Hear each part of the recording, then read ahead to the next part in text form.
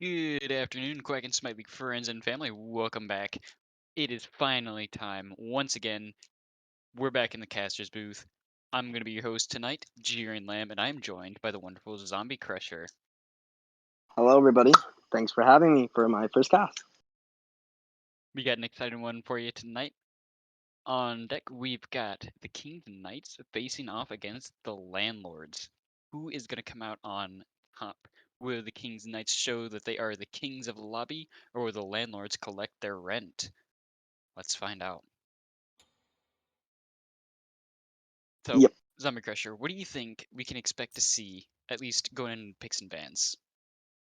So this Knights team, let's talk about them first. They have Cooter as their captain. A great team, great draft. They have Lux in mid. They are having Achilles JC coming from the amateurs division, the Ducklings division, coming in subbing for their deep sea division. And it's going to be interesting to see how he faces off against Gumbo, which is arguably one of the best solos in this deep sea division. Should expect to see some good things coming out of the solo lane then. That is correct. As we see the Bastet ban coming in from the Landlords and the Soul ban. The Knights are going to respond by banning out Helena and Atlas. So far, not a whole lot of solo bans, so I'm expecting to see some fun stuff over there. Obviously, the Atlas ban coming into this brand new season, he brings so much control, so much CC. Is great for team fights. Is all shreds protections. So I'm glad to see it banned. Obviously, we have to see Uncle Fable coming in from the amateurs division last year into the deep sea division as the support for the Landlords. Excited to see how he mushes in with this team. And especially since support isn't even his main role. He's done mostly solo until he switched to mid last season, did really well for himself in the amateurs division, and now he's moving up and switching to support. We'll see how is he going to handle that transition, and how is he going to handle the talks with his new team. We do see Amaterasu and Agni being the final two bands of the top three, with Fenrir being the first pick. Yeah, Fenrir being such a strong pick right now, and in this meta, Fenrir going either in the support role or the jungle. It's a flex pick, so it's a good first pick. It's a beats burner, which is something that really works well with these team compositions that they're trying to bring to this table right here. We'll see how the Knights respond with the Gilgamesh pick. Gilgamesh is another very, very solid pick right now, as is the Persephone that gets locked in.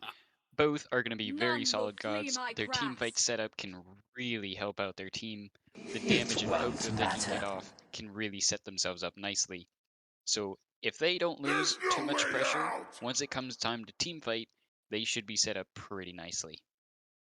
Yes, this Thoth going into the mid for specify in the Landlords. Thoth is a really good character right now. Really good god, especially with this double pen start that the mages are building in the mid lane. Once you get those items online, and especially in the late game, Thoth is just slapping everybody like 300 a pop, and the Using tanks back get of Phoenix for 400 a pop. exactly. Exactly. But Persephone, a great mage right now also. A lot of damage. A lot of damage. Great range can really effectively poke you out before you can even get an auto range. It's definitely going to be an interesting game in the mid to see who's going to be able to get the pressure, who's going to poke out who. Yeah, with the Knights picking up that Gilgamesh, it really brings a lot in terms of the team fighting. With now picking up the Ganesh as I their will leave support, standing no Ganesh barrier to is our honestly a success. great god. You got peel, you got damage with the ult. You can just throw your ult up there and go peel for your backline. Definitely looking like a really good team comp for the Knights in terms of team fighting. Absolutely. And I do love the Ganesh going into the Fenrir as well. Makes it a lot easier to kind of keep him under control so he's not doing too much damage to the backline.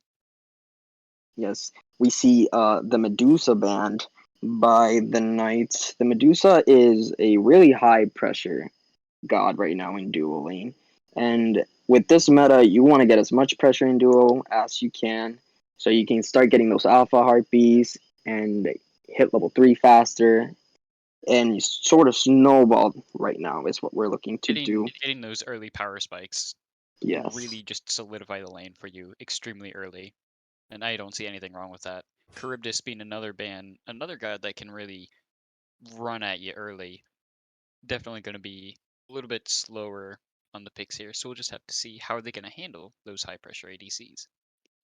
Yes, and the Landlords also banning the Ardio. That's a shot to the solo lane. As I said, we have Achilles subbing in from the Declan's division. They ban out the Ardio, no Ardio for their team. So we're gonna have to see what he does go in solo lane. And speaking of I those am high the pressure ADCs, shoguness of there's sorrow. Izanami. Yep, love that pick. Love that pick. Since Ganesh is level 1, level 2 isn't that great at clearing the wave and the minions. You get Isanami as your ADC. It's gonna bring a lot of pressure. It's gonna bring that wave clear that is so important. Level 1, and it's a great pick to combo with the Ganesh. It just lets you put out some consistent damage. It really lets you clear the wave more effectively, and Ganesh with really good CC, I've got my Izanami with eye good on you. damage that can follow up on top of it. It's just a solid combination that works really well together. As we see the Landlords pick up Ho Yi for Killjoy. Now, this is a god that doesn't do as well, level 1 clear, but definitely has solo kill potential. If you leave him one on one against a Tsunami, you Come, better we watch shall out. fly together. You gotta keep a close eye on that one. Huyi certainly does pretty well for himself into Izanami. And combined with a Horus that is gonna be going into the support, that's definitely gonna reapply some of that pressure that Izanami is gonna try and steal away from them. So I think it's gonna be a rather competitive early game for the duo. Both dual lanes picking early pressure. Again, this in this meta, you want to have pressure early. You want to control the map a little bit better. And with this draft, as you see the Horse picked up and the Kabrakan, where do you think everybody's gonna go? Go, Suku. It's obviously gonna be the Horus support. Yep. Kabrakan has been seeing a lot of jungle time, but that leaves Fenrir to play solo. And I must wonder, why would somebody pick Fenrir for solo? I can That understand wanting to dive the backline, but Fenrir is more of a jungle assassin, not I a agree. solo assassin. I agree. I agree. But Fenrir has that flex potential. If he can get that snowball early and get a lead, I think Fenrir just becomes unstoppable. And If he can snowball early, but here's the question, how is he going to clear wave?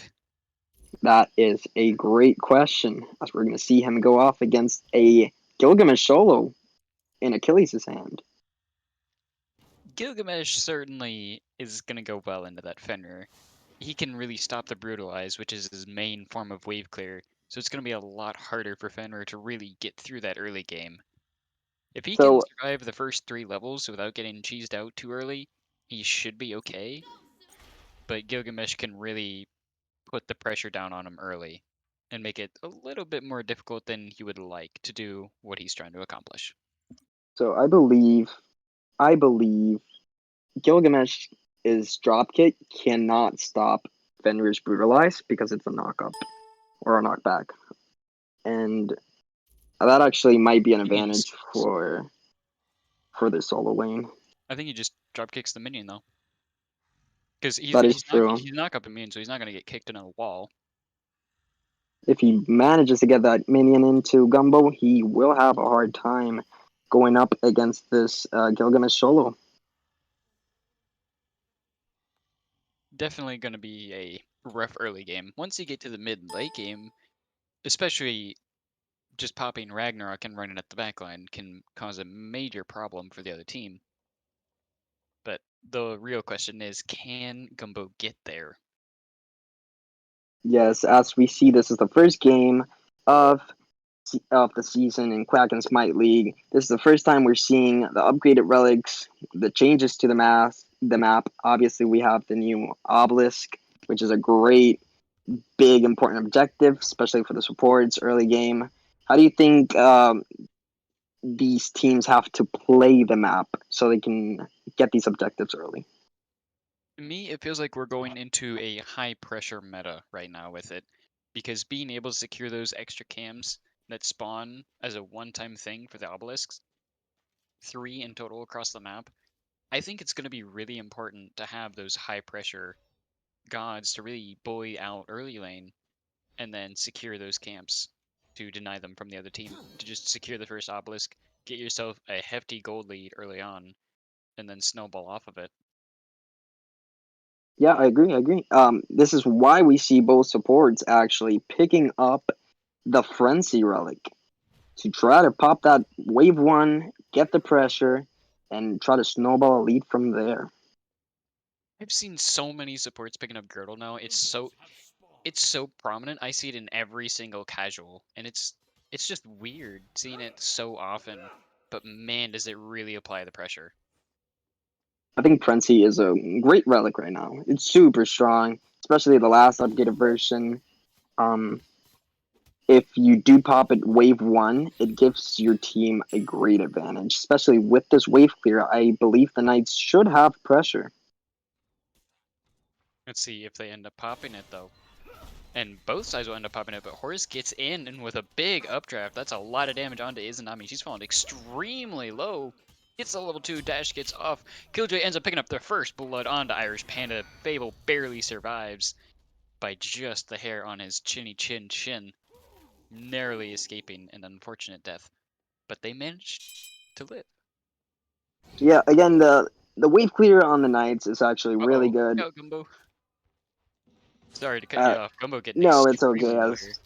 we see a close fight in solo, and Achilles with the solo kill on Gumbo. This is one of the matchups we wanted to see. Achilles coming in from the amateurs, getting a solo kill on Gumbo early in this game. It should be The pretty good for the amateurs Knights. solo laner taking out the top solo. Yes. Oh no. As I was saying here in duo, this Horus Yi has a really great potential for first blood and for kills, as we just saw. And we're getting another fight. It's also really easy to set it up when Horus can walk right at your ADC, pop an updraft, and it really forces you to be careful about how you play, because that's a lot of damage. Being that warrior that he is, his potential for early damage is through the roof. That base damage on the abilities really sets him up nicely. Kind of like the lovely base damage on Kabrakan that got a kill onto Reverb. Yes, we see this early mid 2v2 between the junglers and the mids, as we see Landlords actually get pressure, get both of them, get a pick, get the farm. This is looking really nice in the mid lane for the Landlords. Landlords are certainly getting themselves a little bit of early pressure in this little pick comp that they have set up for themselves. So getting that pressure is going to be really important for them. Yeah, again, this night's draft, it's centralized more on team fights. We need to get to late game. We need to get those good team fights in. We need to get those great Ganesh ults in, and those Gilgamesh ults in, and try to get to the back line and win these team fights. Gank coming out from a Wheelix jumping in onto the Hou Killjoy's going to have to be careful. Fabulous end up catching a little bit of flack as the mid lane is here now as well, but luckily Specify shows up to provide that artillery support to let them get out without losing their life. Reverb almost getting caught in the crossfire. He came very close to falling. Just like both Yeah, solo laners, Gumbo getting extremely low once again. Winds of Shamash has been pulled, but it's not going to be quite enough to secure the kill. Gumbo does survive.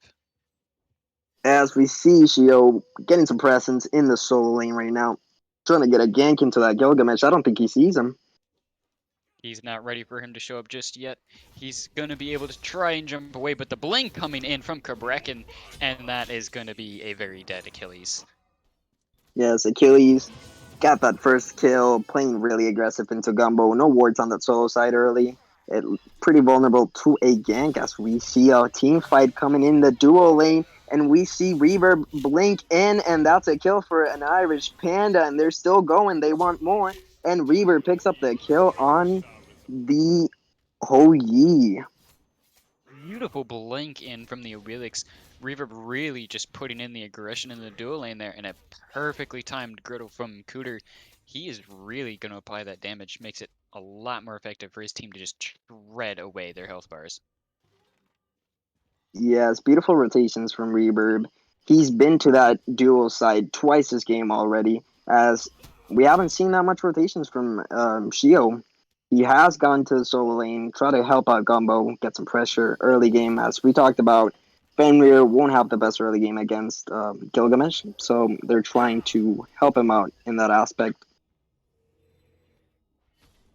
I suppose it does also make a lot of sense. Kabrakan isn't exactly known for being the most early game of gods, especially in the jungle.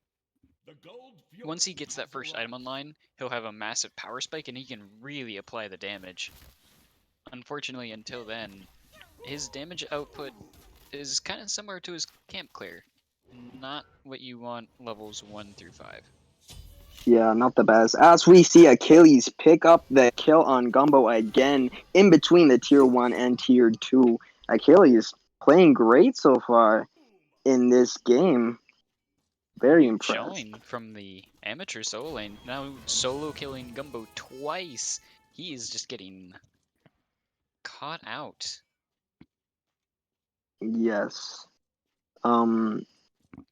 We have to keep an eye on this jungle from the Landlords. We have Kabrakan 2-0 to start the game. Pretty good so far. He has gotten his first item, should give him a big power spike. Oh yeah, once he hits them with anything, that Spear of the Magus is immediately going to go off, and that is the green light to just end their career. Yes, we do see the Gilgamesh with no beads.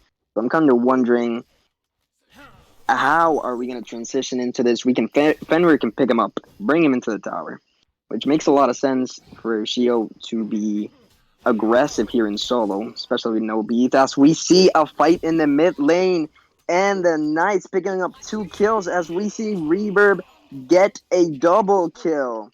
And we see a solo kill in the solo lane as well, and they might be going for the Gold Fury right now. Gumbo got a little bit tired of taking some crap from Achilles, so he decided to really show it in force. But now, the King's Knights got a lot of pressure in the mid lane, and they're going to be going for that Gold Fury. They will end up securing it. Great body blocks from Bakuder. That was a great stun, great body blocks to tell Killjoy you will not get there, and we will have this Gold Fury. You shall not pass. Perfectly lined him up so he could not get any closer. And as soon as he got within range of the Gold Fury, he just silenced him so he couldn't ult anyway. That is true. Not that he got an ult, I think. But we see the Knights with a nice Yeah, he 2,000 did ult. plus He lead. did ult. He did? Yeah, it was Alright, about great 10 job. seconds too late. Great job by Cooter zoning him. We see the Knights with a big gold lead so far. They're going to try to capitalize on this. By the way, Zombie Crusher, Yes. I've been waiting for you to notice something. Is Cause it the I already Fenrir saw build? it. Yeah. It's Who did they it's go? definitely an interesting build. It is. Fenrir, it is a build. Fenrir going for the auto attack. Prioritizing that second ability that he has actually gives him a boost in attack power, and I think a little bit of attack speed as well. So he'll be looking to build that way. We don't see it as much from Fenrir, but definitely been seeing a lot of solo lanes building this Death Stole into Berserker Shield, especially Amaterasu, and we have Bologna, these great auto attackers. People like Are Osiris as well can really capitalize on it, but exactly. Fenrir doesn't remind me of a auto attack god very much. That is true. As we see a 1v1, Killjoy's just going to jump out back to safety. We see this Isanami's great career coming into play. Izanami being able to pop that one, and especially having Ikubo online, it becomes a lot harder to box her. That is true. We're seeing some pressure. And Hoji jumps Ooh. into Isanami, and with the ult, will be able to confirm the solo kill on Irish Panda. As we see the Fenrir ulting the Gilgamesh. Like I said, no beats on him. He's free to ult him any time that he wants. Beautiful return in the mid coming out though. Karbraken getting a little bit aggressive, but ends up getting shot down really hard. Lux will end up picking up the kill on the Shio, the Oni, and that will be a beads and ult. Specify no beads, no ult. Now, the Wheelix jumping in to try and get him once more. Gravitational pull, force the beads out, but it's not going to be enough to get the kill. They're going to be popping a Frenzy underneath the tower to try and secure the kill, but Reaper will end up falling to Killjoy, who's now made his rotation in the mid lane. Fable is still just holding on, barely alive, as well as Specify with just a tiny bit of health. They narrowly escape with their lives. Only Shio the Oni will end up falling.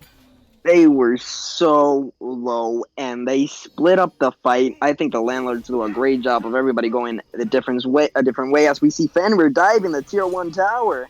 He pops There will his be beads as we get a Ganesh ult, and Lux picks up the kill.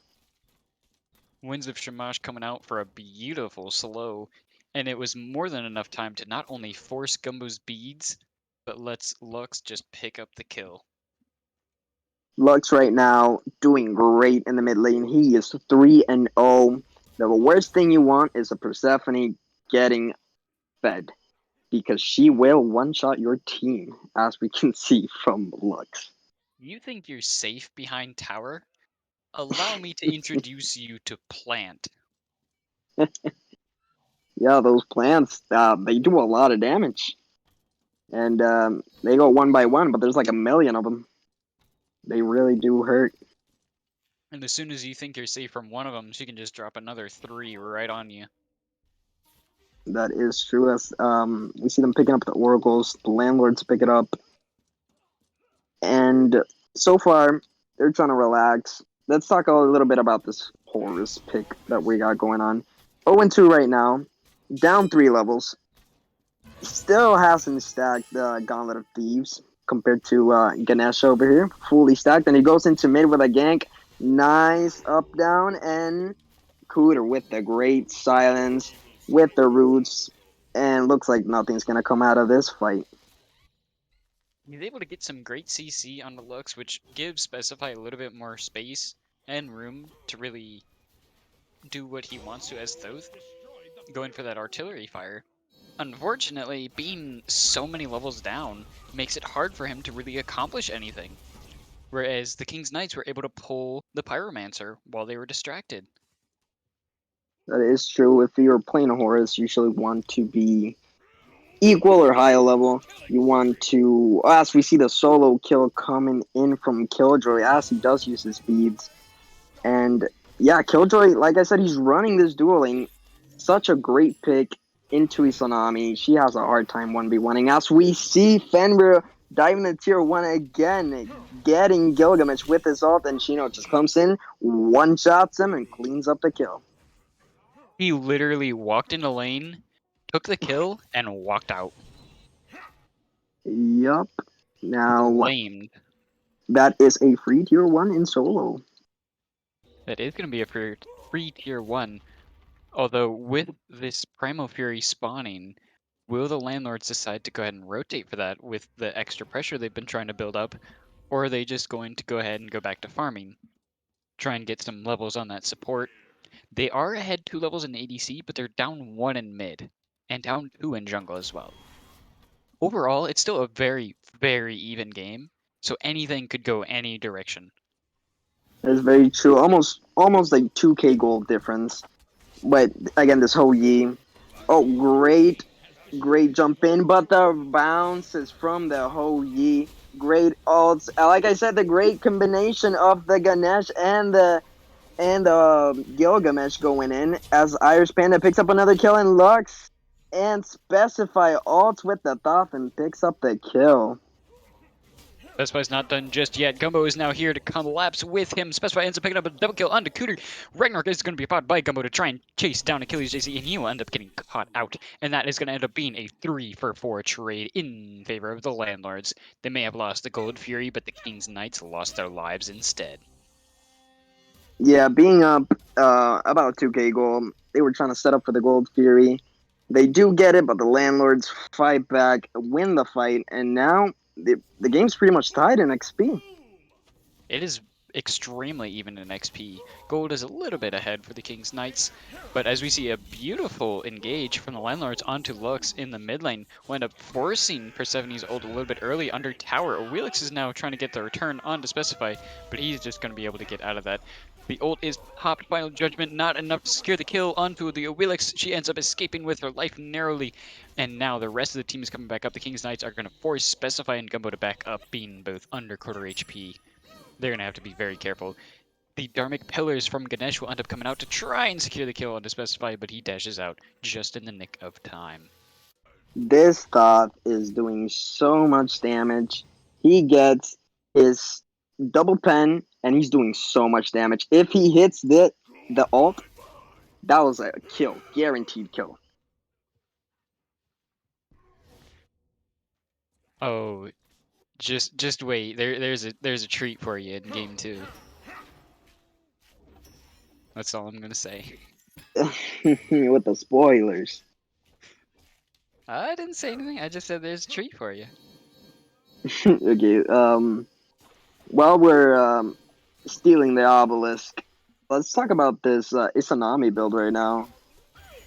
As we see, but not enough time. We see the Persephone ulting, Isanami ult, and they collect the kill into that Horus. Fable was up a little bit far from his team.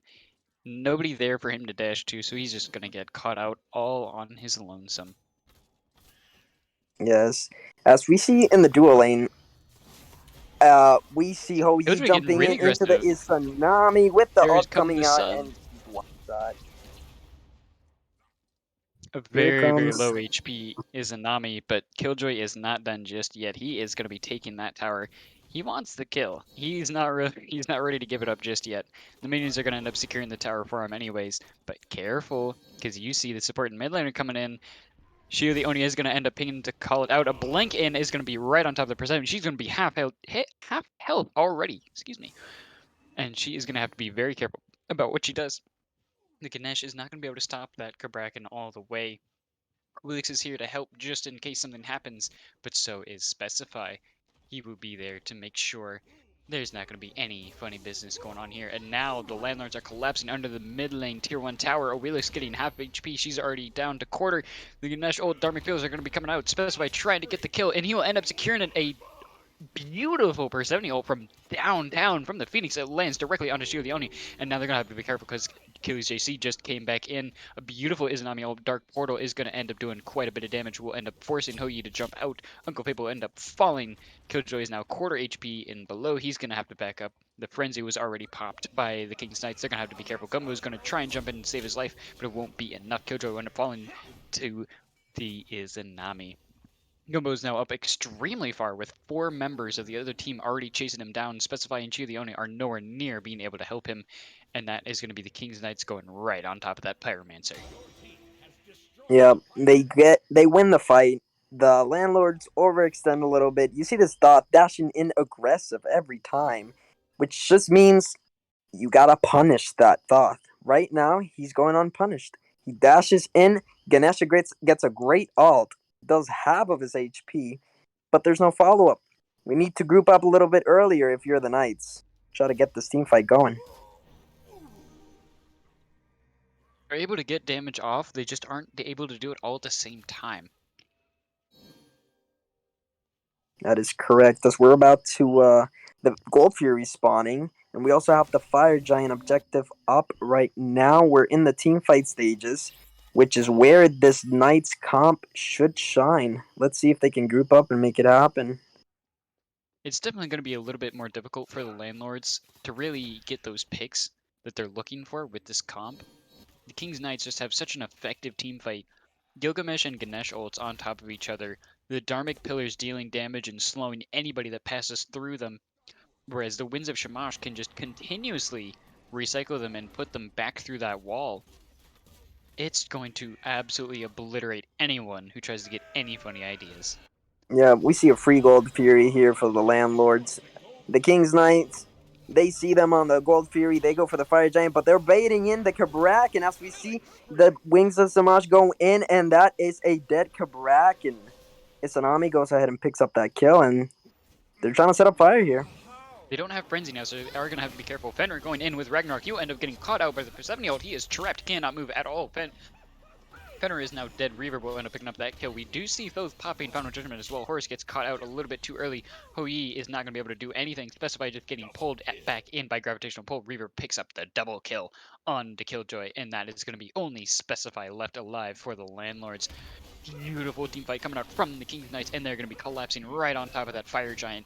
Nobody around to stop them now. Yeah, we see this team fight coming into play. The Knights are nice and grouped up, waiting for somebody to come in, and they pick him off. They get the Kabrakan, and then Gumbo just goes in by himself and gets picked off as well. So now they lose the fight. They don't have the solo. They don't have the jungle. Their ADCs are free casting now. Now they take down that tier 1 in their right. They're looking to back, group up, and start taking down all these towers in the map. That is what we like to call trickle feeding. Landlords playing a little bit of ranked, not talking to each other too much there. A little bit of bad timing on their engagements, I will say.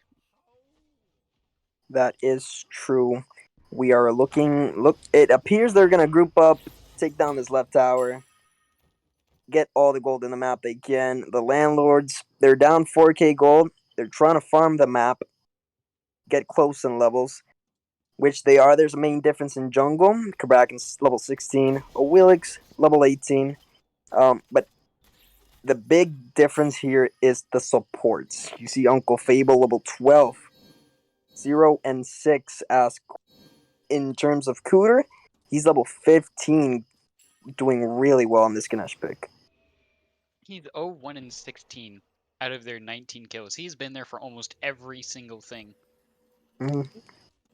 Fable, on the other hand, is 0-6 and 5 to their 15 kills. Fable just has not gotten much XP this game. Luckily, he has been just siphoning all that gold and XP into his mid and ADC, so they're able to keep up very effectively and are on the same level as their opponents on the King's Knights. Just can't say the same story about the support. Yeah, As as we they're see, pushing down the Duocide tier 2 tower now, we see Horus looking to ult in, and he is going to end up going in. Ragnarok popped by Gumbo a little bit early as well. We see Shio going into the backline as well, forcing Persephone to pop that ult a little bit early. Gumbo end up picking up a kill before he falls, and Shio will be the first to die. Gumbo is still alive for just a moment. Uncle Fable will end up falling, getting obliterated by the Winds of Shamash. A beautiful gravitational pull will end up being the death of Killjoy, and now it is just Specify and Gumbo trying to survive in this T2 tower. Gumbo getting extremely low, has to pop beats Aegis just to survive. Beautiful dash in from Specify will end up catching Irish underneath the tower. Aegis beautiful. not going to be enough to save him. Now we're just going to have to be very careful because one little dash, Thoth will end up Oh taking my that god. kill. Beautiful setup. It is just a one-man army here.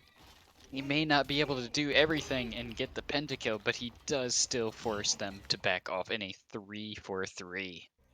Specify doing a great job of keeping the Landlords in this game. He is popping off in terms of damage. The Killjoy is just getting targeted. As we see the Fenrir Alta Persephone get her beats, but he's all by himself. And Gilgamesh just kicks him to the side and says, "Nope, you're not hurting my Persephone." You can go in timeout, sit in the corner, and think about your actions for a while. So, when you saw that team fight unfold, what do you think the problem was for the Knights when they were engaging? From what I can tell, they had really solid backline defense and obliterated the Horus, the Fenrir, and the Kabrakan when they tried to dive in the backline. Unfortunately, that leaves Specify a little bit more open to just pump out the damage from across the map. He's just obliterating everything in sight. Yeah, the Knights are His doing a good job of keeping Killjoy in check, but this Thoth is going rampant. They need to make some adjustments, get this Thoth, and I mean, kill him. they won the initial team fight, and they would have had a really good advantage out of it. But then Specify just comes around and ends up shutting the entire team out from doing anything more. All they were able to do with that push was secure the tier 1 and then the tier 2. That is correct. As we also saw in that team fight, Gumbo straight up just took Cooter, went to the tower as we see the Horus ulting into the Gold Fury, but the Knights are way ahead of him. This macro calling from the Knights really, really well so far. They are one step ahead, always making sure to be on time for those objectives. That is super important. They're getting a lot of extra gold and XP from that. They've been able to secure the majority of these objectives, and it's really been in their favor. They're now up about 6,000 gold. Yes, as we see the Achilles here as the Gilgamesh picking up this teleport and upgrading to the persistent teleport. So now he's all over the map. He can rotate, he can go to lane and go back in the team fights. It's a great relic to pick up now in solo lane. It is, and it's especially important for these team fights like the one we're getting into now. Gumbo getting a little bit aggressive, taking some damage, and it is going to be Specify who ends up popping ult. Doesn't end up hitting anybody with that one. That is going to be very unfortunate as now the King's Knights are all nice and healthy, whereas the Landlords are going to have to be careful. Specify is nice and healthy, so they're going to have to use his range and damage to their advantage since Killjoy took a little bit and Gumbo has to back up before he ends up getting picked out a little bit early. The Knights are continuing their aggression. They haven't pulled the Fire Giant yet at all. They want to make sure the Landlords aren't getting any funny ideas. Unfortunately, the Landlords just aren't able to get anything out of it. Nobody to collapse onto, and Specify is just not close enough to get the damage that he wants. Ganesh is able to dash out just in the nick of time to avoid some damage from the poke, but the plants, the Winds of Shamash on Great top of ult. Farming Pillars is going to end up securing a lot of damage onto them. Shio the Oni does end up picking up Lux in the backline. Gumbo now trying to use Ragnarok to catch somebody off guard. Specify getting extremely low. He does end up trading for Cooter though, as well as Shio will end up picking up the ADC. Shio ends up picking up a triple, and that is going to be a deicide. The Landlord's turning it around. They were so low in the initial engagement after the ults came out, but they turned it around to a 1-for-5. It the Ganesh got a great ult. They comboed it really well with the Achilles ult. The horses popped shell. Everybody walked out and they re-engaged and they win the fight. Fable didn't even pop frenzy. They didn't even need it in that fight, and they still came out and won. And now he's finally level 1427. Horus hasn't been getting that much farm. He's trying to prioritize the farm for his ADC and his mid, which is something that they really needed to get back in this game. And they are grouping up. They're gonna take down the towers. The Knights still have a tier 2 in mid, tier 2 in dual lane. They're gonna try to defend this. Hopefully, we see their combo be really effective in the defense. The Landlords have had some absolutely incredible re-engages so far. Twice in a row now, they've really turned a fight on its head. They took a lot of damage early on and were looking a little bit low, and then just destroyed the King's Knights afterwards because they were trying to secure kills. If they can just keep up with that, they could really turn this game in their favor. Yeah, when you have a Horus and you're sieging, you can kind of get this cheeky ult when you're in a Horus, go from left to right. But we will see the Knights defending this tier 2. What do you think about this call? Do you defend tier 2 or you just give it up and They go straight for Phoenix? They do have Fire Giant, but they're going to have to be careful. Gumbo is going to be looking to go around the backline, see if he can pick somebody up, get a pretty easy kill. They can just walk away with that one less member on the other team, take the tower, and easily just set themselves up. They're going to have to be careful, though. because they're still taking quite a bit of damage, not able to get in as much as they would like. The Frenzy is going to be popped. Special did not pick up ult. Gumbo grabs the tank. The Ganesh goes in, starts silencing. Winds of Shamash will end up coming out, and that will be a double kill. Killjoy and Uncle Fable both fall. Fenrir getting extremely low. Gumbo is going to have to get out of there. Shio is already quarter HP. He's not going to be able to do much. Specify will end up picking up Cooter, but Shio will end up falling to Reverb. It is just Specify left alive now. Obelix chasing him down will end up picking up the double kill, and that is a deicide 5-for-1 in favor of the King's Knights. That is great for the Knights. They really needed to get back into this game after giving up that Fire Giant fight. As you see, an Irish Panda just absolutely destroy everybody's health bar. They jump in, they engage on him. He no beads, no Aegis, no problem. He just dropped down the Ganesh Ult and he fights in the Ganesh Ult, and they couldn't do anything. He just gets a quadra or a triple kill. And I'm not sure if you saw, but when Gumbo popped Ragnarok, he dragged the support directly into the front lines. I'm not sure that's the ideal target that you're looking for in a fight like that. That is true, but the landlords actually defend the Phoenix after they send three members because Gilgamesh goes in, Lux goes in, and they try to get that Phoenix in left. They are unsuccessful, and Lux goes down. They do manage to trade Lux for Killjoy, so they don't have to worry about the ADC causing any problems for just a minute. Yeah, we see Lux pop his beads too. So if you're the landlords coming into this next fight, do you prioritize? Hey, everybody, drop everything on that Persephone. She's got no beads. Try to pick her up, and we'll burst her.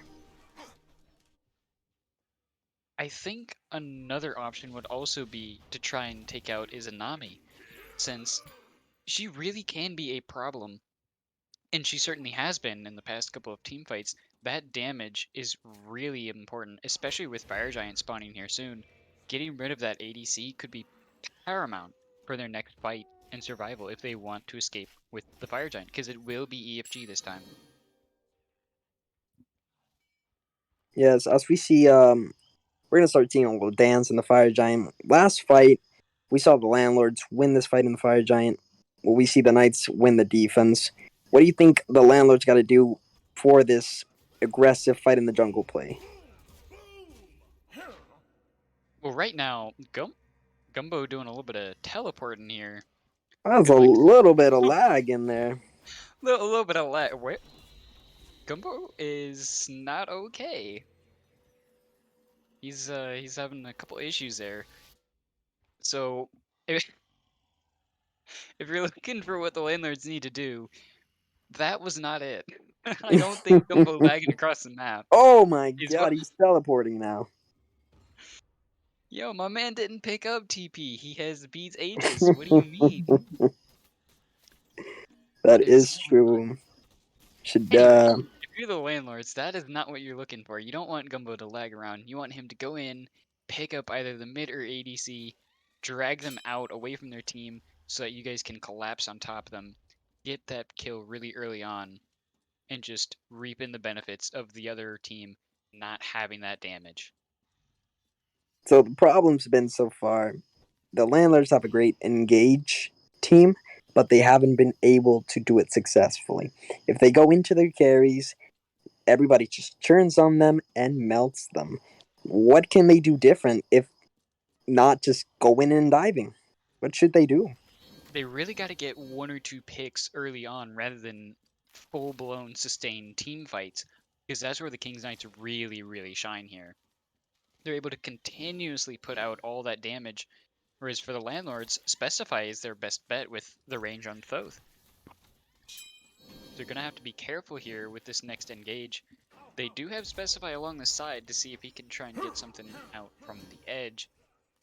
Yeah, they do have a Just ward there, and they do ping that Thoth, so they're keeping an eye on him. They're not letting him sneak away. They know he's doing some damage. Gumbo going in a little bit early. He's going to be forced to pop all of his actives to try and survive. Ragnarok already down. Kraken in the backline going for some damage. Nearly misses getting the kill onto Lux, and it will be a death for him. Irish Panda will end up picking up that kill. Winds of Shamash will end up keeping Killjoy rather busy. Specify not able to get close either. And that is going to be a 1-for-0 trade so far. Kings Knights coming out of this team fight looking nice and good. Killjoy is not ready to end it though. He's going to go in and get punished, jumped on by the Achilles really early. Achilles will end up picking up the kill on a Killjoy. He's going to end up falling. Fable getting really low. He's going to end up getting chased by the Izanami. Nothing he can do to escape that damage output. He will end up falling to Irish Panda. Specify trying to get some damage off. Almost picked up Reverb, but now the Izanami is on him, and he's going to end up getting deleted by that damage. Crit's hitting so hard.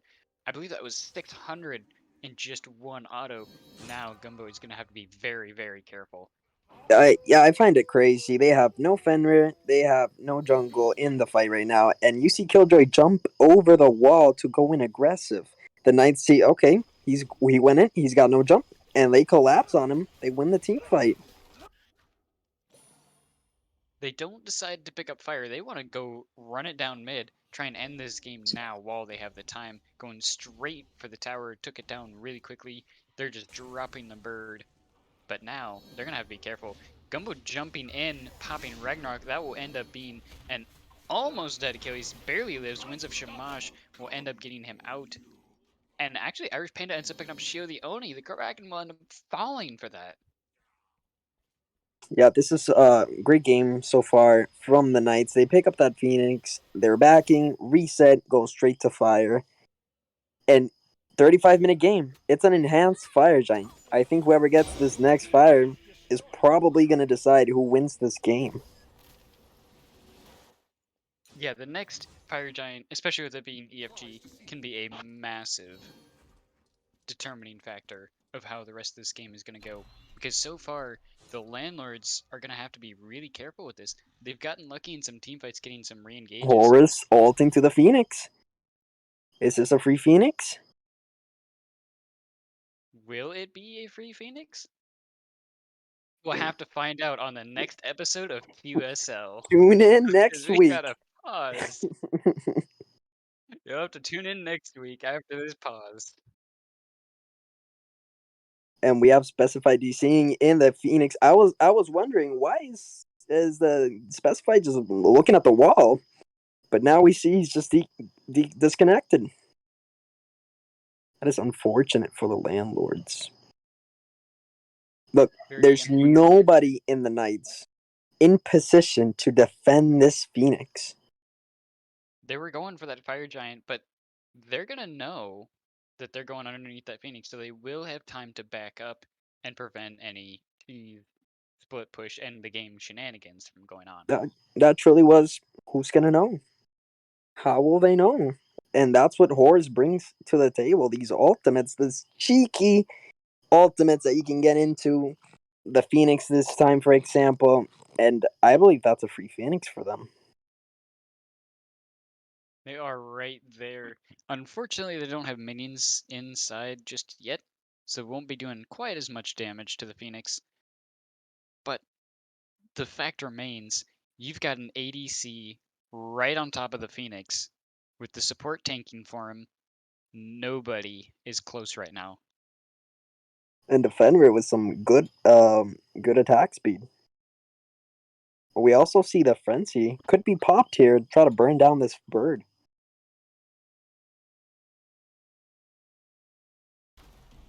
Specify does come back, and we get the game back, and they are burning down this Phoenix. The only defense they have is this Ganesh.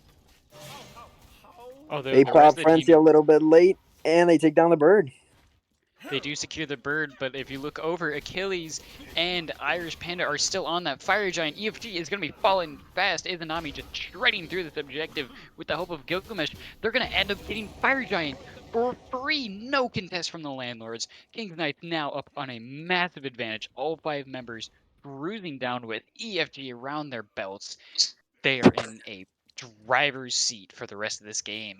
They are going to be absolutely in the situation you want to be, because that's an Oni Fury.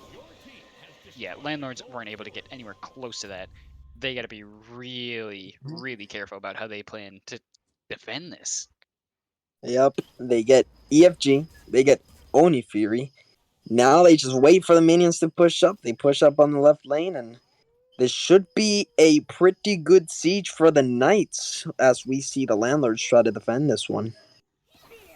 Got Thoth poking in from the side. Minions aren't coming in just yet. Gumbo's going to go right in. Winds of Shamash and Darmperozo end up getting popped really early. Killjoy ends up picking up Irish Panda extremely early into the fight. Specify does end up living, so it will be a 1-for-0 trade. Kings and Knights not going to risk additional lives on a fight. They're going to go ahead and back off, take some farm. They did not have what they needed. And it's going to And, be a beautiful Horsel coming in to try and chase a little bit more. Kraken will end up blinking in. Ganesh will end up dashing and stunning him, but he's going to end up getting caught out really hard by the rest of the team. Oh, beautiful Kraken walls just to secure that kill. Cooter will end up falling. Specify making sure those Oni fire minions in the mid lane aren't doing anything funny to the Titan, taking a lot of damage before they fall, though. But and this without just goes two members, downhill for the Knights. Now they have a two horse and members they're are sieging down. down the Titan. Landlords are charging down. Reaver is going to have to back to try and get back to defend the Titan. Gumbo is a little bit low, but the Frenzy gets popped, and it's going to be a lot of damage onto the Titan already. It's already dropped by a quarter of its HP. It's already down to half. Fenrir is getting low. A couple people are under half HP. Winds of Shamash will end up coming out. Shield the Oni will end up picking up Reaver. Achilles will end up picking up a kill, but it won't be in time. Shield the Oni will end up picking up Lux Trony, and they will secure the Titan. And that is game 38 minutes in. They win the defense, they push it down, and they run it down the left side of the map.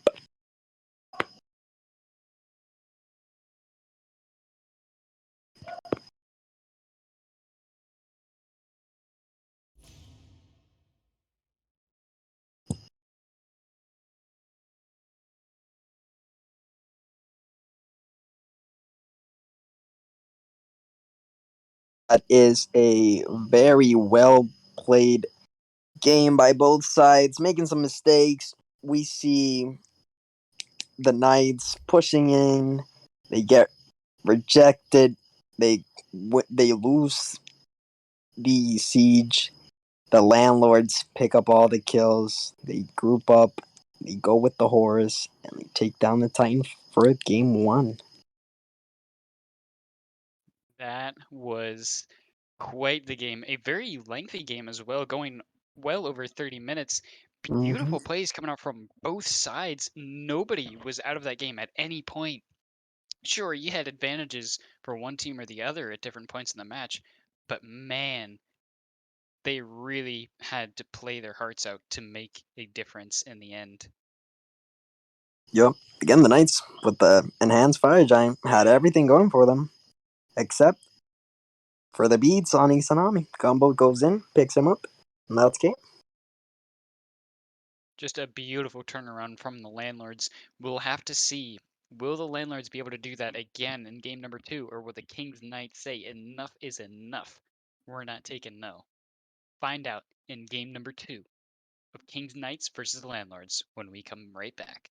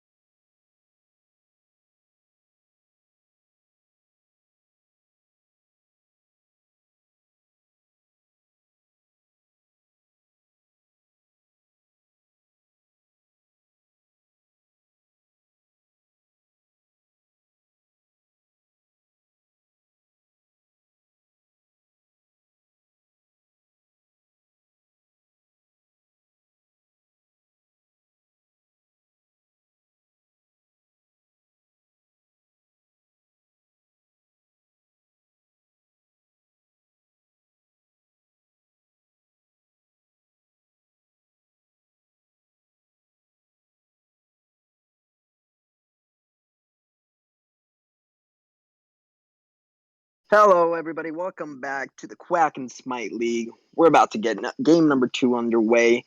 I am Zombie Crusher here, joined by the one, the only Louie. Oh, favorite Louis here. Yep. Let's dive right into picking bands. Louie, did you get a chance to watch game 1? Uh, Actually, yeah, I've watched a few of it. It was a really close game. Well, mostly it was a back and forth game, and yeah, it was a lot of good team fights and all that. Yeah, it really was a close game, as we saw the Landlords come up on top with the win after a great defense. And the Knights kind of throwing a EFG. But let's get Mhm. started. Let's see. Oh, And oh, on, guys, we're having some technical difficulties, but we should get things going. definitely, definitely high risk diff. So one of the things that we can talk about in game 1 was this Horus pick. We saw Fable pick it up in the support. It did great at the beginning of the game. We got early pressure with the kill onto an Irish Panda. And after that, he kind of fell off. I think he forgot to farm. He wasn't around as much. He was level 14 and like 20 something minutes in. What do you think he needs to do better this game to get back in there? I just think he might just need to stay with the mid or someone just to farm up with him, just stick with them like glue, and so he can stay caught up with levels and not be really behind. That is true. We also saw Achilles coming in from the Ducklands division. He soloed Gumbo twice. That's something. That's Oh, something you got to talk about. You got to give him props for that. yeah. Um, do you think? I don't know. Maybe needs a shot here in solo and in the minors in the deep sea division. Maybe I think he have a chance.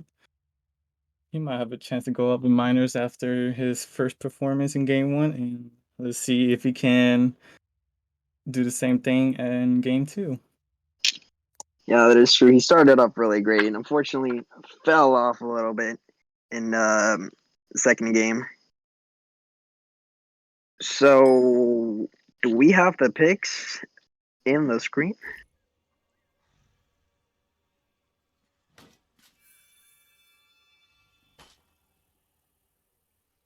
Well, we're experiencing some technical difficulties. Iris Diff. Yeah, let's go over the bans real quick and the picks real quick before we get into this game. From the Landlords, we do see the Ganesh, Persephone, and Gilgamesh ban, all characters that the Knights played. I think that Ganesh played really, really well. I gotta give it to Cooter Mhm. on this. He had great ults. He had Yep. good peel. That Persephone was Yeah, annoying. yeah, the She was Persephone hitting some nasty oats in there. she hit some really good ults. She was doing a lot of damage. And they banned the Gilgamesh. Do you think was Achilles Gilga a little bit too much in that game? They just not want to deal with that? Mm, Maybe Gilgamesh really a really top tier god right now. He's really annoying, especially in the jungle. But I think he performs better in jungle than the solo. I agree. I agree with that. They also banned the Kabrakan and the Ardeal. Kabrakan was picked by their team actually in this game, and it went into the jungle. How do you feel about Kabrakan jungle? Oof. Kabrak jungle, it gives you a lot of pressure for your team. You just run at them, you just make them waste their bees or something. If That he is has true. if he has you locked down, you're pretty much dead.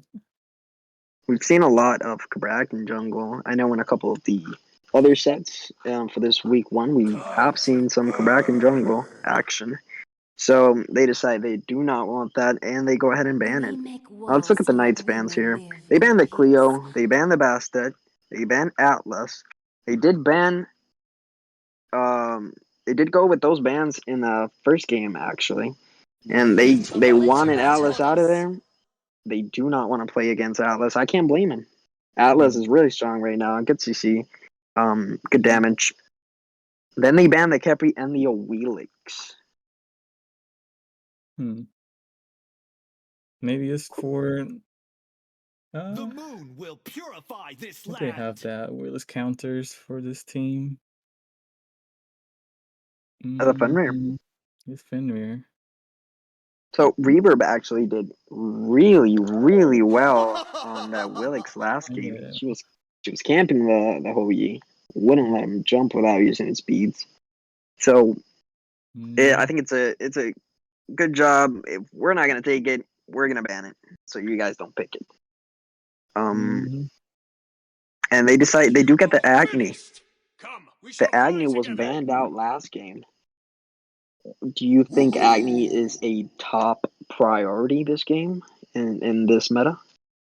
I think so. I think he's just as annoying as off in mid. Just spam your bombs, or just do like your was it his 2-0 in no, this is 1. This is 1-0. You stun them. Just just Yeah, burn them down. you 2-1 and alt and just delete somebody. Yep. Yeah, Agni, especially with this meta, when you start building these double penetrations in mid, almost every mage is broken right now because of this start. Especially Agni, and as you saw last game, the Thoth, once they hit these power spikes in these penetration items, they start burning the tanks, the other carries, they burn everything in their way. And we're heading right now into the game number 2. The Landlords versus the King's Knights. We saw the Landlords take game 1 in a really close 38-minute game. Who will come out and win? Will it be the Landlords securing a 2-0 victory over the Knights, or will the Knights fight for their spot and go into a game 3? Let's find out right now. Let's see if Achilles will perform like he did in game 1, or will Gumbo will come on top and show him why he's in majors. Or then the number 1, is he number 1 In the deep solo? seas. It's a DTM, discussion. my bad. He's up there. He's up there. He's definitely up there. Great solo. Great solo. He did get soloed twice last game by Achilles. So let's try to see if Achilles with the Amaterasu can bring some spice into this game. Ama, is her early game with this new start good or better than an Achilles? I think Achilles might have more damage pressure, and Amma will have less more sustain. That is true. We see the difference in builds. We see Gumbo. Gumbo on his signature Achilles. I think Gumbo on Achilles is super strong. This is a comfort pick for him. He played it all last season when it was really meta. He's playing it now this season. Clearly, Achilles is never going away. So we see him go in blink aggressive. Let's take. Yeah, he did. No, not yet. There. He's level 2. You see, we got that pressure on the Amaterasu. Yep. Some good damage. As we see in the duo lane, Killjoy and Uncle Fable almost getting Cooter down. You can start seeing the effects of these frenzies, man. They really give your team an advantage when it comes to clearing lane and pushing up. Cooter decides to go for the beads. We see an early ganked by Reverb going in. He does get the Scotty beats, but he survives with the peel from Uncle Fable. They got him cornered. Cooter misses the ability from Emir, and they're trying to auto him down, and an Irish Panda does get the kill. Cooter pretty low. He's getting up, down, and Reverb comes back with 1 HP, trying to get this horse. As we see Rama dashing in, and they will just give up on this kill. He's too tanky right now. Yep, escapes for easily. Now look at Dolph coming over here for a game here, trying to look to do something. Yeah, we see an early rotation from Oh. the solo lane. Specify, it leads to nothing. You see Shio getting that farm in mid. Do you think it's a wasted rotation, or should he just focus up on farming this early game? I mean, he did have the mid lane pushed up a bit, so yeah, I think he has time to come over. I think he could have got And side or something. Nope. we see Gumbo getting a first. Oh no, I'm sorry, that's the second blood. So Gumbo getting the solo kill on Achilles. We see this difference in the solo lane. Obviously, you have Achilles, high pressure. He's gonna try to solo Amaterasu before she can get her Berserker shield, and I think that's when he really gets online. Yep. I feel like Achilles should just like play not too aggressive because early game's not that great against a Achilles. Achilles got more pressure and better wave clear early game. So let's look at Panda's build real quick. It's very common for the ADCs to start Death Stall and then go straight into Crusher. He has not been building this the whole game. As we see a freeze from Emir, and they're engaging on the Rama, but he's just gonna roll away and he's safe. So he's been building. Last game he went Igable, first item. This game he's going Devos. Do you think the Crusher start is better for the ADCs right now, or the Devos? I think the Crusher be better, gives you that early pressure fight, while Devo gives you that late game sustain. Then you won't really like outbox anybody right at the early game. That is true. Pretty tight game so far. The Knight's up in 500, and we see Lux getting a solo kill on Specify. The Agni bombs coming in hot. Level 6, while the Specify is still level 4. No ult for that thought. Oh. This is the Then first time Rula. I've seen a Tsukiyomi going a mannequin on him. Suki does go mannequins, but they're trying to get aggressive on the Amaterasu, so she dashes away, but Fenrir goes into the tower, trying to pick him up. As Tsukiyomi ults the Achilles. Amaterasu is safe in the back lane, and now Tsukiyomi engaging on the Achilles. There goes those autos from the mannequins, burning and burning, and Achilles just ults him away. Fenrir almost gets the kill on Amaterasu. That is unfortunate. He couldn't get enough damage into him. As we see Achilles pick up the kill, going 2-0 right now, getting a big lead. Achilles won't. Achilles gonna be. I think Achilles showing that he won't let what game one happen, not get him this. Give Achilles the 2 kills early. That is true. As we see Horus pick up a kill in the duo, and Achilles again. So killing the Amaterasu as they're looking to invade blue, but they see the Tsukiyomi coming in and they say, nope, it's fine. You guys can have that. We'll take the kill and we'll get out.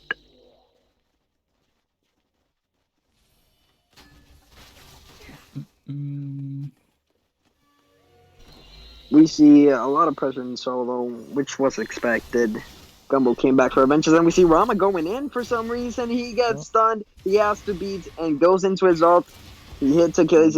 Emir's on his way, but he will roll away. Okay, so get it. And now he's dead. Now he's dead. Pretty close, but the dog was following him. Yeah. Emir doesn't make it in time, and that is a kill for Killjoy. I think Panda just going a little bit aggressive.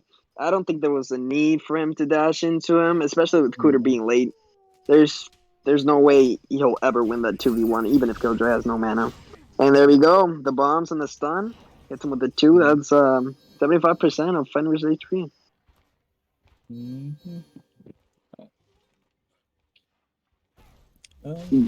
Both mid lanes just finished their Spears of Death, so now they are hurting. As we see a 3-man group in the middle lane. Are they gonna go in? Fenrir does jump in. Ults, misses the first grab, misses the second. Oh my god, he misses. And now we see the Tsukiyomi ulting. but gets nothing. Hits the horse. Horse up downs, kills him with the help from Specify. Picks up the kill, and now the bomb's Oh my going on the horse. And god. oh my god, he's left one shot. One shot. Killjoy doesn't know he's sitting in the ward right now, so they're just looking at each other. And the bombs almost got the kill. Mm-hmm. Yeah, And like now we. I feel like the Agni and Toph kind of like similar, just being annoying, just throw abilities from a distance and do a lot of damage. Yeah, their poke is insane. Yep. Things have calmed down in the solo lane. Only a level lead now for Gumbo. And we see the horse ulting into the purple buff. He's going in on Panda. He doesn't know. He rolls out. And they're fighting. We see Emir with the freeze. Rama with the ult up down. Emir ulting right now. Still no damage. Fenrir aggressively jumps in. Hits nobody with a stun, but nothing's going to happen. They just walk away. They do pick up the purple buff.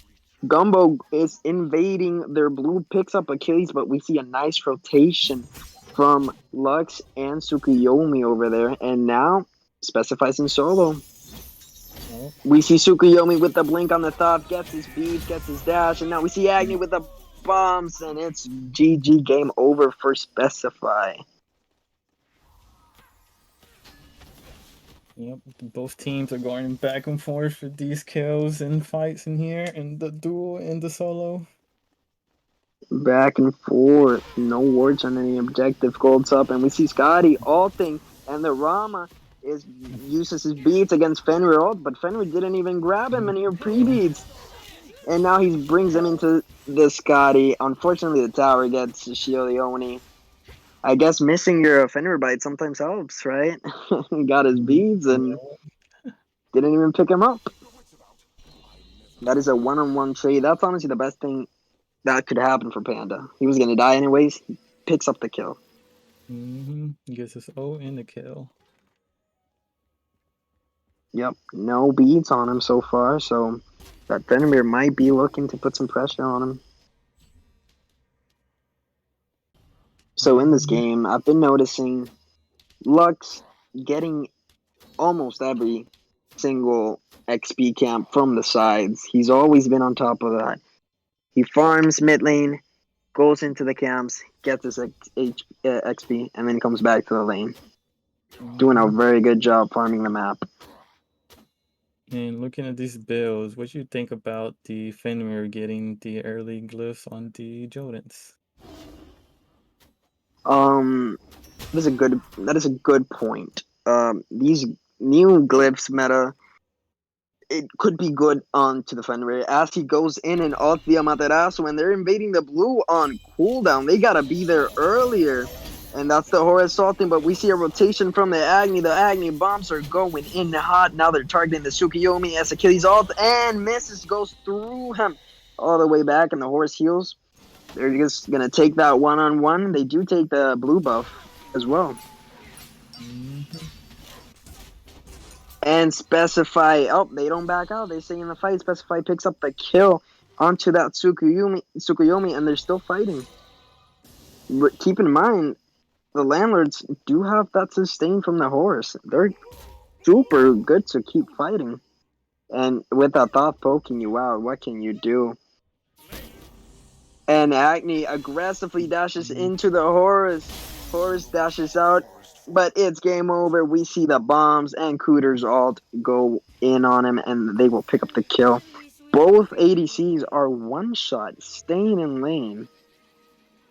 And here comes Fenrir. No, he's going to the mid camps.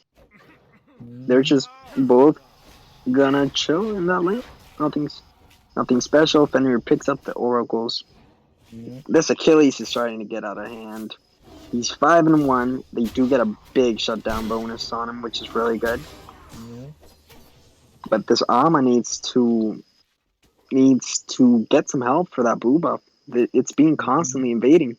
This is something that Gumbo likes to do when he's playing Achilles. He gets a lead, and you better trust 100% he's going to be there for that blue buff. Fenrir going in with the Brutalize on Emir just tickles him. As we see everybody rotating in, Suki is way ahead and low. He's Nice odds to get watching there. out. And Horde just walks into an Acne Bomb and gets stunned. Wow. Does 75% of his HP. Amaterasu ults nobody and dashes in.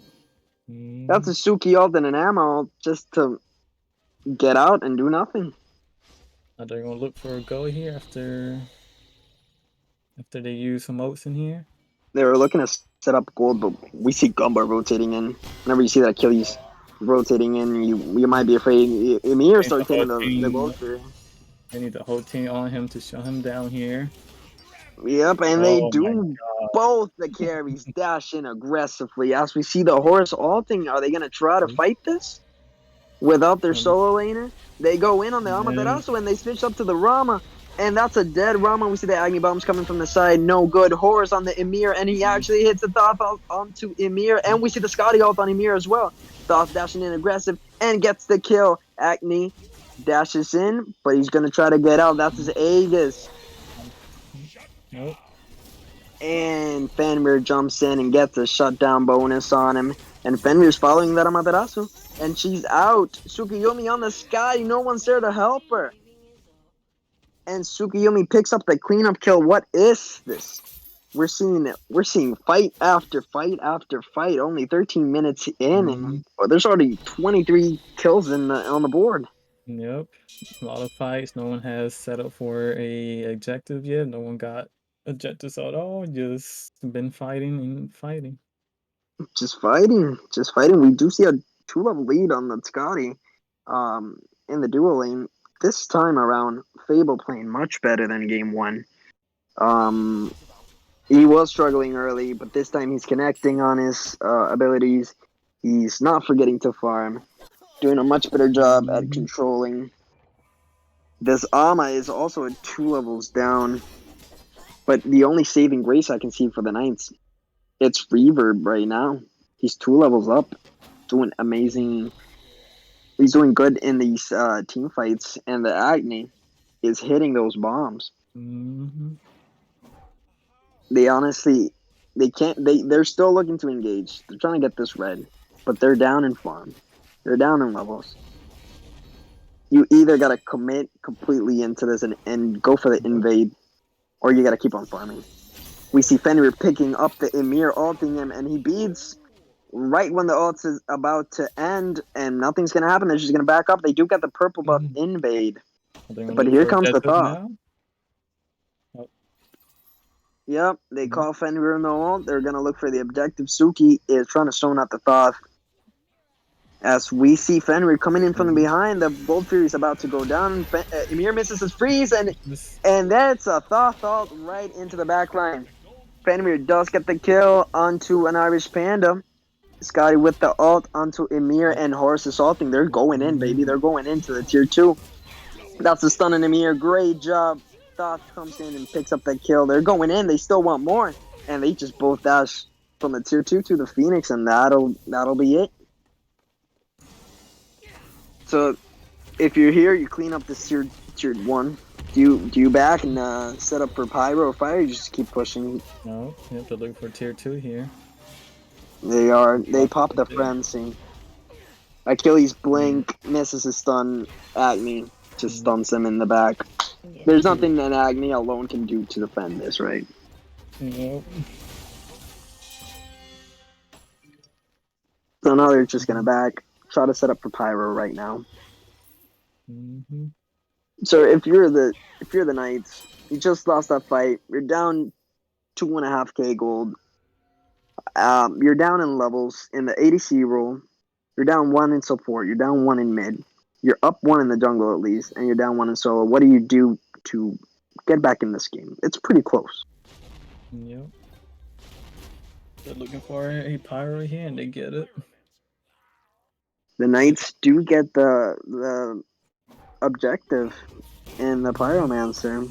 Landlords, they push up, they win the fight, and they let the Knights get the. As we're seeing a fight happen in the fire pit, we see the Achilles Oh, well, should I say Amaterasu going on the kill. Emir with the stun on the Achilles, but here comes the Horror Assault in the back line.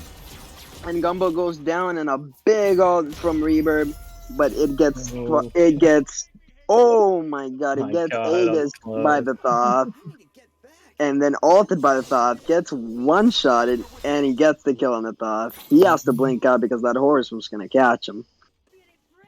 And now we see Scotty really low, and so is Panda. But Panda with that lifesteal, remember, he was building that Thevos. Yep, and look at the Scottish build. She got a Blood Force with Crusher. What do you She think did get about a that? blood. And she did upgrade her glyph. And then gloves. Oh my god. Definitely some Yeah. interesting builds coming out. Expensive builds too. With the Blood That Force and upgraded glyph.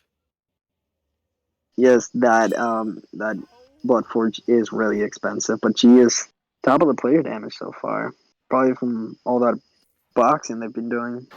Mm, No Aegis on her, no beats on Panda. If you're Fenrir, you're looking to put pressure in this dual lane. She has no beats. No beats on Acne as well. If you can get one of those carries in with the Fenrir, get the Thoth in there, it's DSI for them.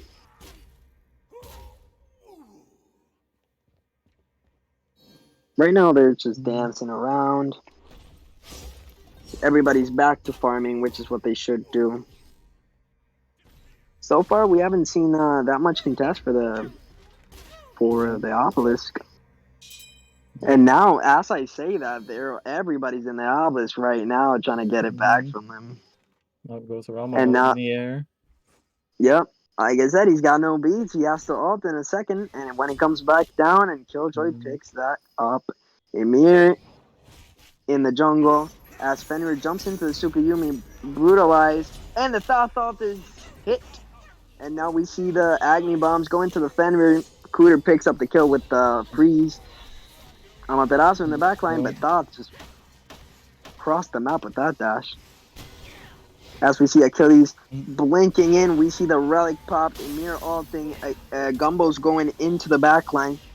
Following their solo, we do see a nice Amaterasu ult. But oh Thoth is my just god. putting insane damage up here. Uncontested Thoth, dashing into the fight. What can you do? You gotta look at this Stalker. He is pumping damage. He is free casting out here. Whenever you see a Thoth dashing into your team, that's when you know something's going wrong. Yeah. Almost gets the ult. Thoth's even tanking the Phoenix.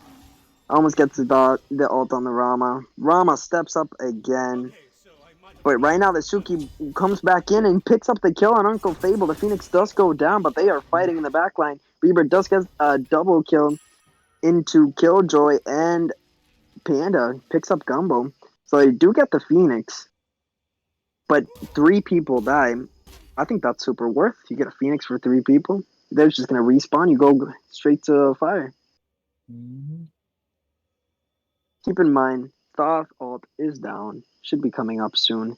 If you're the Knights, do you go straight to fire right now? You say, hey, 3 Yeah. people down. Do we just rush fire? You gotta quickly get in there. Just watch out for it. Well, Top doesn't have an ult, so they don't have to worry about Thoughtful stealing it from them. Fenrir does beats in the backline. And Thoth putting insane God. damage.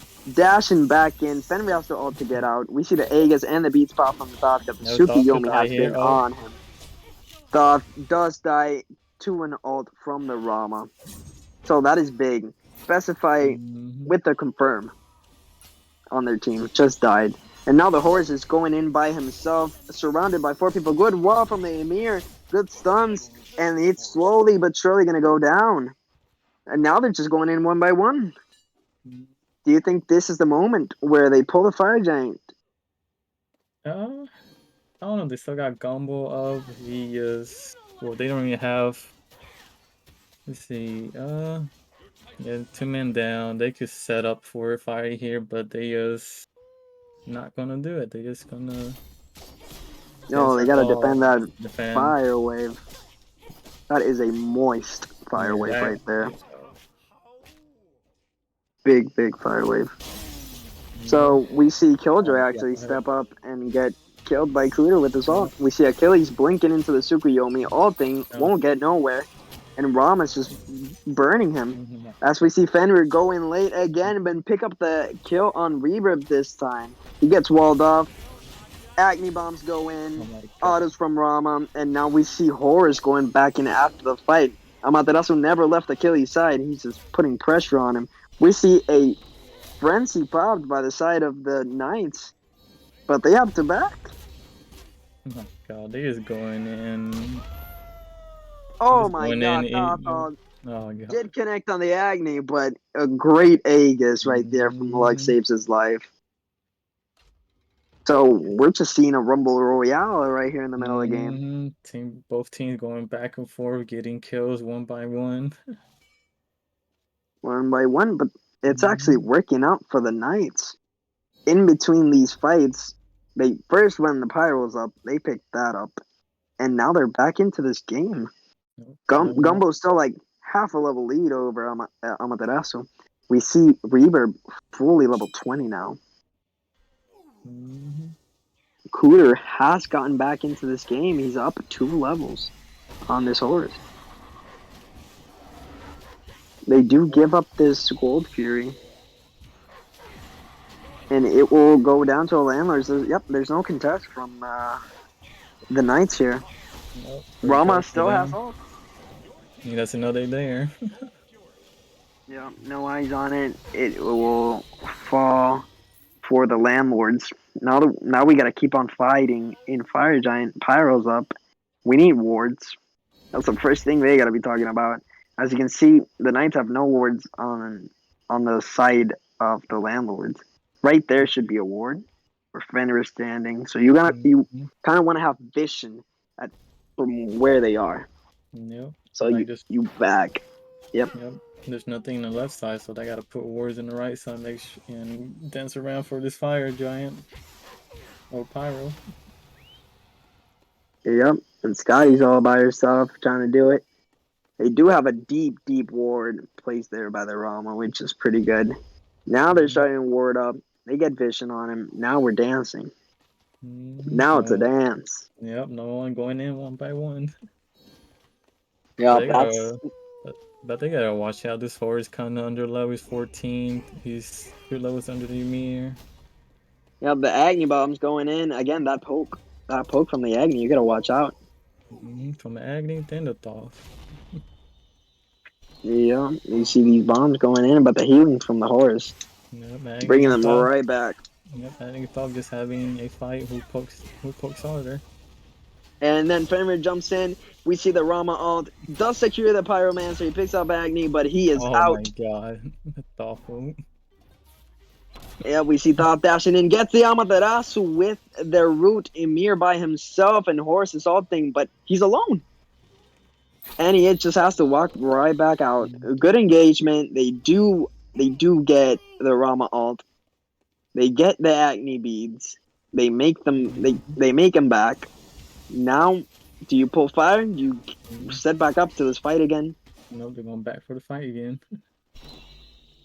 You're back and get straight into the fight again. The Thoth is hurting. You saw him hit one ball on the Rama and did a bunch of damage. Now they're grouping up on the Rama. Rama has no ult. And they're collapsing on him. Achilles Blink goes into the Rama. He backsteps. That's his Aegis. That's his beats. They take down the tier 1. He's still alone. And Scotty just ults him. He's all alone on that right side. And we Oh, see Suki Blink gets his beats Aegis. And that's Suki ult into the Scotty and the Toss. Agni bombs do go in. Agni does dash in. And Kuda will pick up the kill on Killjoy. And Agni turns it around on the Thoth. Insane wall from Cooter saves Lux at the same time. Amazing micro plays from Cooter right now. Achilles just has to get out, and we see the Horus is all alone trying to kill this Agni, and he gets them. Agni, why are you staying in the fight? And now the Horus is gonna pay for it. So 4 people for 2 of the carries from the Knights. yeah. Can they put this fire without the backlines? Well, Yeah, they both stopped them here. Gumbo's just teleporting all over the game. I'm pretty sure he's lagging. So he's gonna try to contest. We see a good freeze from Emir, but the fire is super low. Suki's taking way too much damage. Almost gets knocked up. They're not doing a lot of damage to Gumbo right here. Oh. And Gumbo does get the fire giant. He can do. Oh. He picked up Suki's beads too, because the fire giant was gonna knock him up and kill him. And is Amaterasu gonna be able to finish this? No, she's not. Got you with the peel. Comes in and alt Amaterasu. Oh my god, what is this game? Gumbo bringing it back to the Landlords. Only 3 members with the fire giant. Yep. Do you group up, push right, get all the towers? Yep, they got their backline has the fire giant, so they can just push down the lane together and just pump damage and just shred down the towers. Yep. Keep in mind, Specify has no beads, no Aegis. If we're looking into this fight.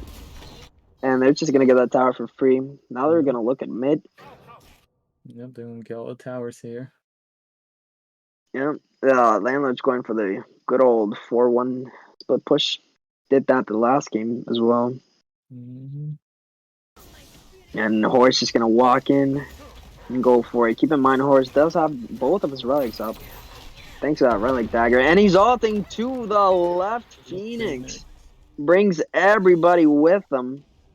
And go straight to it. Is he gonna pop Frenzy? And he does pop the Fenrir. If Fenrir goes into the Rama, gets his beads, and Emir does hit a huge ult. Suki's ulting. Thought gets an ult on Acme, which is really good. But they've separated this fight. Gumbo's inside the Phoenix while everybody's Reverb's buying so much time for them. Getting 3 members occupied. While Gumbo's just tanking the Phoenix and getting burnt. A good solid defense from the Knights.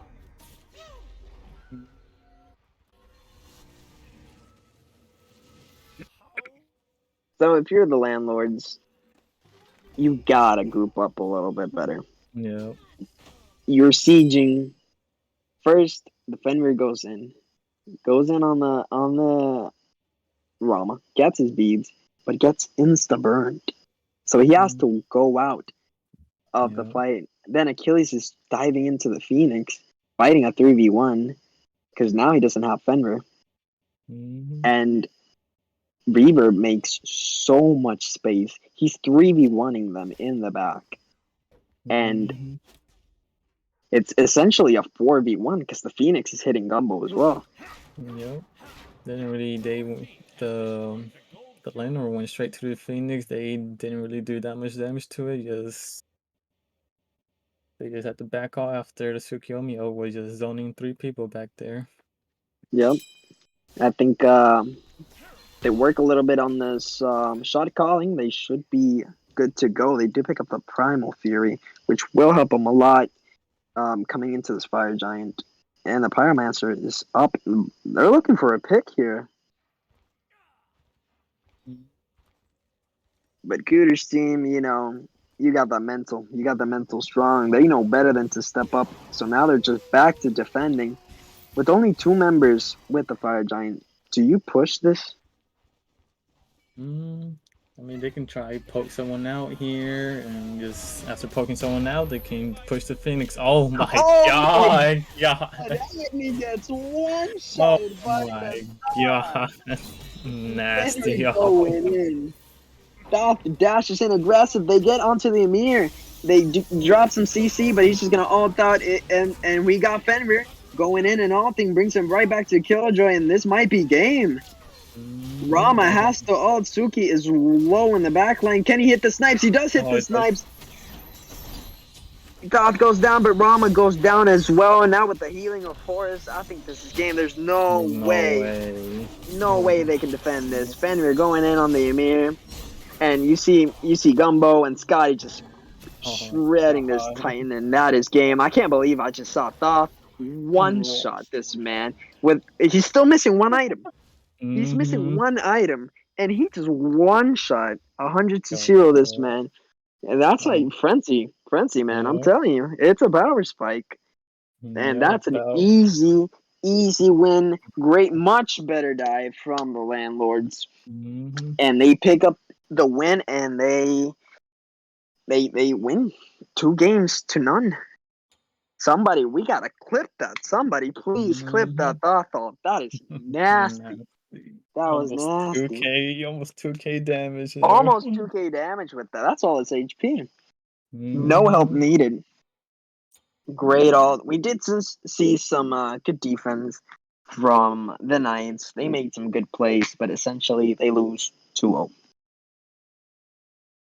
Oh God.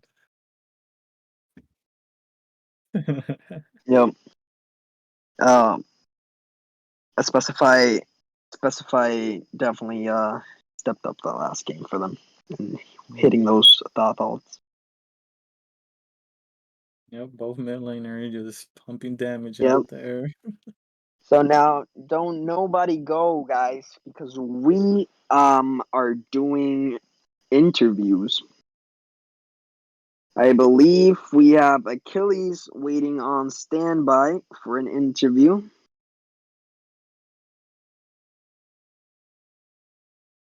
And hopefully Killjoy is ready for the Landlords. Let's see.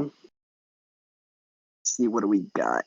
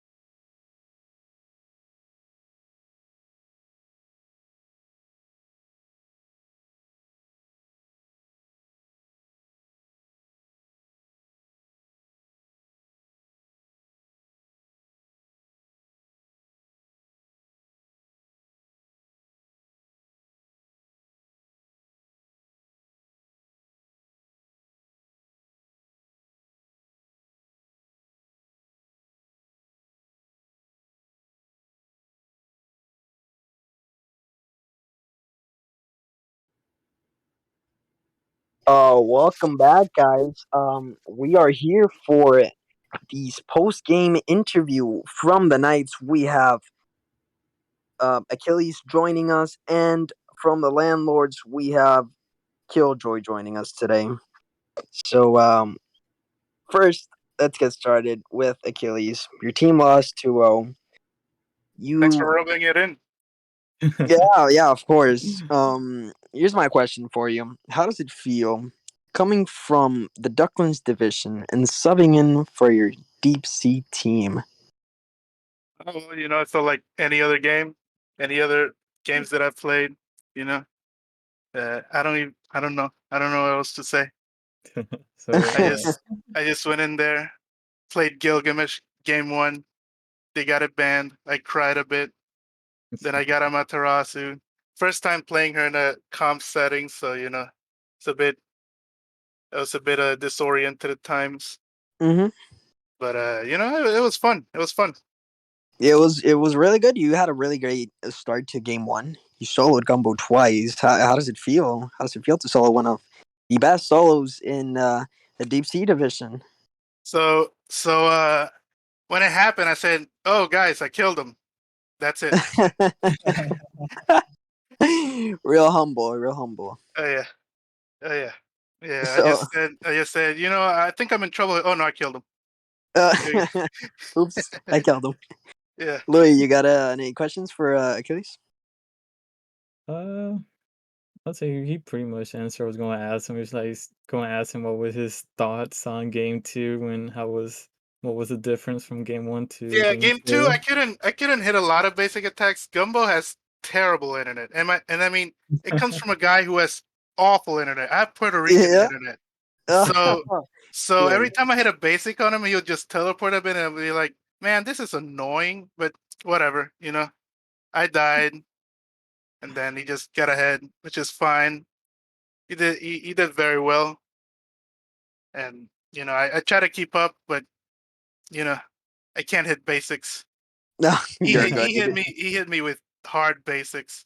Yeah, So, really hard basics. yeah, So so, it's all good because you did a wonderful job, especially since you're subbing in for this team. You did I think a really good job filling in this missing role that they needed you to do. Um, so yeah, congratulations. I know you guys lost 2-0, but it's definitely something you can learn from and get better in the future.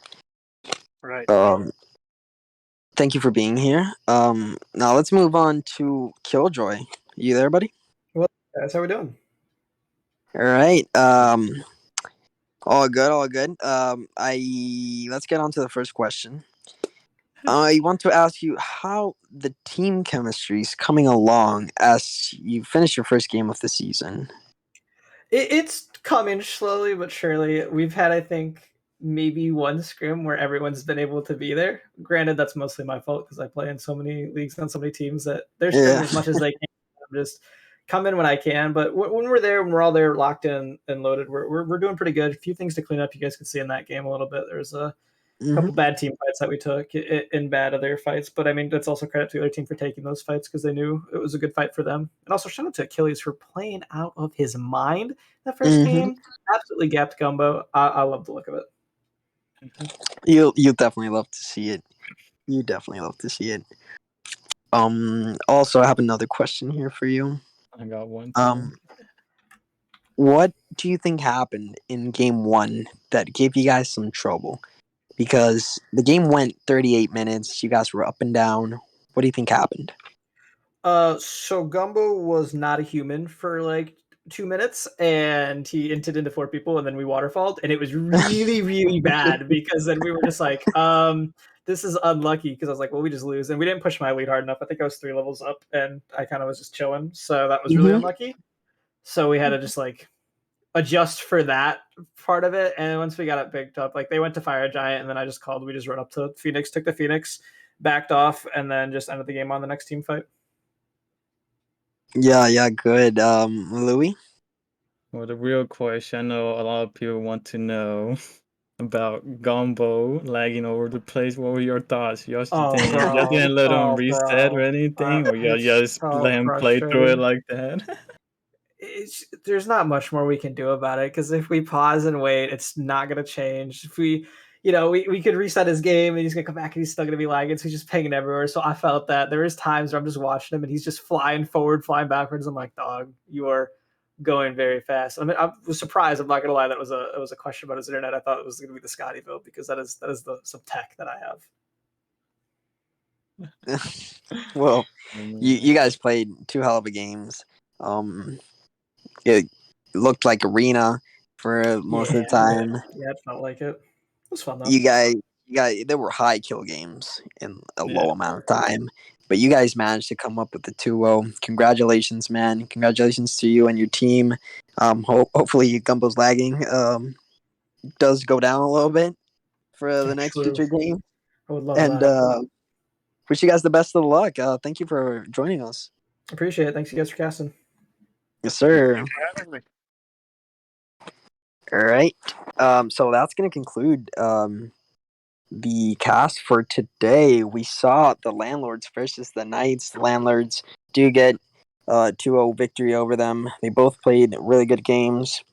Yeah, Louis, you got anything you want to say to the viewers at home? Not really. Not really. That was a fun Well, set to watch, though. it was. Again, thank you guys so much for tuning into the Quack and Smite League. We hope to see you next time.